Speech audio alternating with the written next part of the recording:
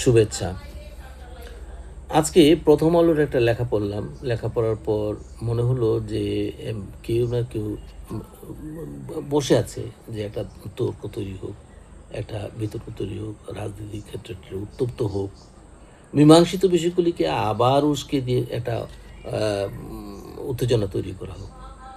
লেখাটা ছিল প্রথম আলোর লেখক মহিউদ্দিন আহমেদের।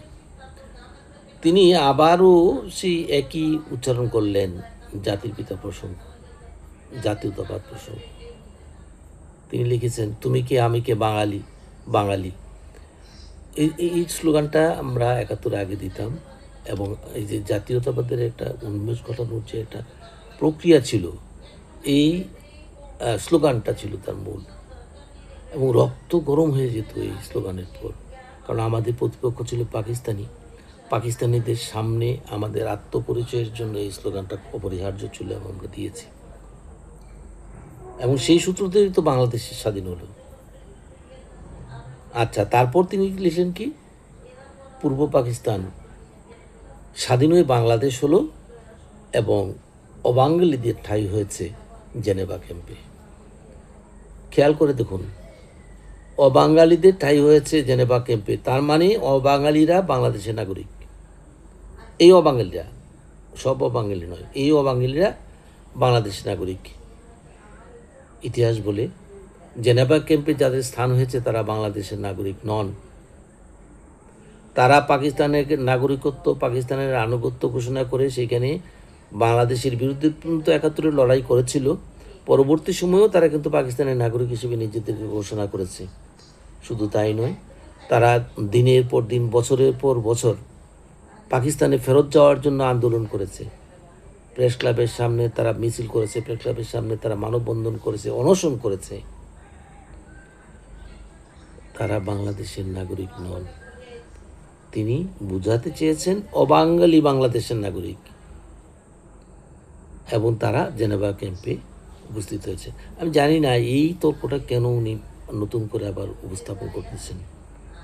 বিহারিরা নিজেরা যেখানে বলতেছে যে তারা পাকিস্তানি, তারা বাংলাদেশের নাগরিক নন, তিনি তাদেরকে অবাঙালি বাংলাদেশের নাগরিক হিসাবে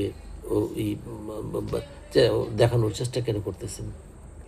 তারপরে আরেকটা জিনিস তো তিনি এটা দ্বিতীয়বার বলেন, কারণ আগেই তিনি বলেছেন যে বাংলাদেশ জাতির পিতা যদি হয় কেউ, তাইলে ওই 1947 যে দেশ ভাগ হয়েছে সেখান থেকে বের করে আনতে হবে জাতির পিতাকে। এবারে কি লিখলেন? তিনি লিখেছেন, আওয়ামী লীগ ও তার সমমনাদের চোখে শেখ মুজিবুর রহমান হচ্ছেন জাতির পিতা। এটি তাদের কথা লেখায় অহরহ উচ্চারিত হয়। প্রশ্ন হলো, তিনি কোন জাতির পিতা? কত বড় কথা! আমরা যদি তাকে প্রশ্ন করি, আপনার দল, আপনি যখন রাজনীতি করতেন জাসদ, সেই জাসদ জয় বাংলা স্লোগান দিত না? আওয়ামী লীগে থাকার সময় না, আওয়ামী লীগ থেকে বের হওয়ার পরও তোমার নেতা আমার নেতা শেখ মুজিব সেই ঘোষণায় কিন্তু ছাত্রলীগ বিভক্তির পরও হয়েছে, ছাত্রলীগের বিভাজনের পরেও হয়েছে, আপনি নিজে দিয়েছেন। তাহলে জয় বাংলাকে পাশ কাটানোর চেষ্টা আপনি কেন করছেন? বঙ্গবন্ধুকে আপনারা জাতির পিতা মানেননি? তখন কোন বাঙালি, কোন জাতির পিতা ছিলেন উনি? আজকে এই বিষয়গুলি কেন উত্তেজনা ছড়ানোর জন্য আপনারা এইগুলি করতেছেন? আপনি প্রথম আলোর লেখক, প্রথম আলো আপনাকে যথেষ্ট সম্মান দেয়, কিন্তু এমন পরিস্থিতিগুলি যদি আপনারা করেন, আবার আপনি বলেছেনও যে আপনার আগের বক্তব্যটার পরিপ্রেক্ষিতে ফটো কার্ড দিয়ে আপনাকে মানুষ নানান রকমের কথাবার্তা বলছে, কটূক্তি করছে। এই ধরনের কটূক্তি করার মতো যদি কথা আপনি বলেন, তাহলে কটূক্তি তো আপনার ভাগ্যেই থাকার কথা। আপনারা দেশের রাজনীতি নিয়ে বিশ্লেষণ করেন, বিজ্ঞ লোক, আপনাদেরকে সম্মানের জায়গায় থাকা উচিত। মীমাংসিত নয় কি এই বাঙালি যুদ্ধের কথা? মীমাংসিত নয় কি আমি কে তুমি কে বাঙালির স্লোগানটি? আপনি যদি আমি কে তুমি কে বাঙালি বাঙালি স্লোগানকে অস্বীকার করেন তাহলে তো মুক্তিযুদ্ধকে অস্বীকার করা হবে না। আপনি মুক্তিযুদ্ধে গিয়েছেন এই স্লোগান দিয়ে যাননি, জয় বাংলা স্লোগান দিয়ে আপনি মুক্তিযুদ্ধে যাননি, তাইলে আজকে এই জিনিসগুলোকে বিতর্কিত করার চেষ্টাটা কেন? কার স্বার্থে? কার স্বার্থে? আজকে আপনি যখন বলেন 1947 সনের দেশভাগ হচ্ছে বাংলাদেশের মূল মূল ধারা, তাইলে আপনার জাতির পিতা তো হবে মোহাম্মদ আলী জিন্নাহ। মোহাম্মদ আলী জিন্নাহ হওয়ার কথা না?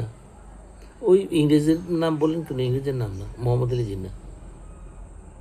মোহাম্মদ আলী জিন্নাহ তো করেছে। এই জিনিসটাই তো আমরা দেখতে পাচ্ছি যে স্বাধীনতা বিরোধী শক্তি যে বাংলাদেশের ইতিহাসকে, স্বাধীনতার ইতিহাসকে বলছে যে 1947 হচ্ছে বাংলাদেশের স্বাধীনতা আন্দোলনের মূল এবং প্রথম ধাপ। আপনি তো সেদিকেই যাচ্ছেন।